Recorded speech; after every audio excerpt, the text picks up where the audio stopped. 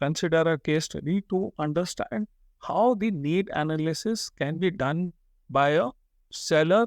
So we will take a fictional situation of, let's say you are interacting with the purchase head of an organization, and you are basically from an organization which is into software for the purchase department. And in this, we will learn how and what kind of questions you should ask to your customer, such that you basically understand the need of customer. So rather than immediately pitching your product, you should take some time to understand their challenges first. So the first thing in the need analysis is understanding the pain points. So as a seller, your approach should be, let's say if we think like the purchase head, you can say, hello, Mr. Purchase Head, could you share some of your current challenges which you are facing in the procurement or the sourcing materials for your production line? So out here, the whole idea is basically to understand that what are the delivery issues or raw material costs which are actually affecting the budget of the customer.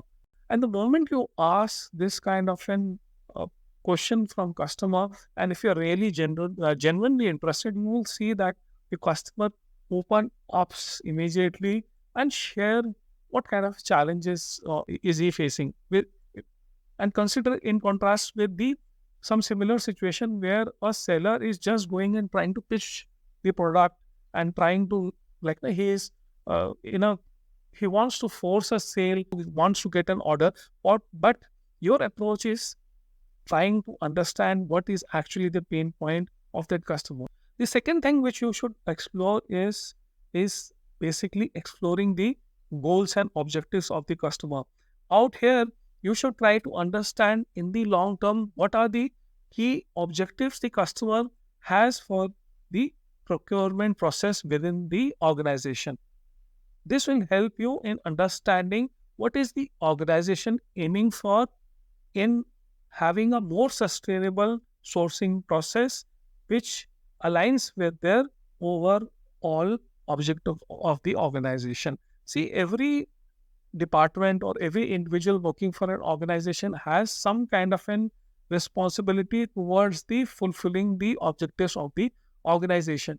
So out here, you are giving the due importance to the customers' roles and responsibility, and how does that fit in with the overall objective of the organization. The third key thing in the need analysis is assessing the current solutions. So you can ask, like as a seller, you can always ask that, are there any specific tools or methods which you are currently using to manage your procurement process? This situation will always come to your side, because if the customer is facing any issues with their current procurement process, they will express the frustration what they are facing. The another thing which is very important for you to do in the need analysis is the understanding of the budget and resource consideration. Out here, your approach should be to basically get some insights into the budget expectations. You can always ask, do you have the kind of an approvals in this financial budget? Is the budget approved? And if the budget is approved, when are you planning to buy this software? The next step in the comprehensive need analysis is to understand the decision-making process. You can, as a seller, you can always ask, could you walk me through the decision-making process within your team when you are considering the new procurement software for your organization? Out here, your whole idea should be to understand who are the key stakeholders, maybe including the CFO, the IT department. Are they involved into the decision-making process? How much time does it take to do that? What kind of documentation requirement or what kind of insights are they looking into basically to make the decision?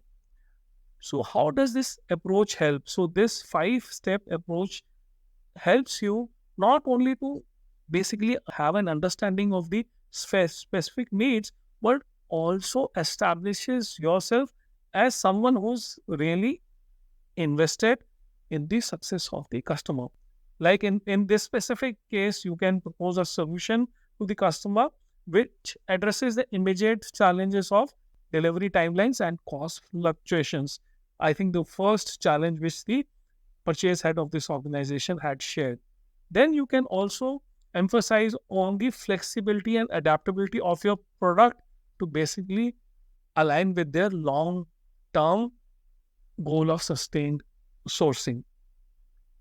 Also include features that directly address the limitations they faced with their current procurement software. That how agile is your software, how what kind of value in the terms of features can your software provide, which their existing software is not providing.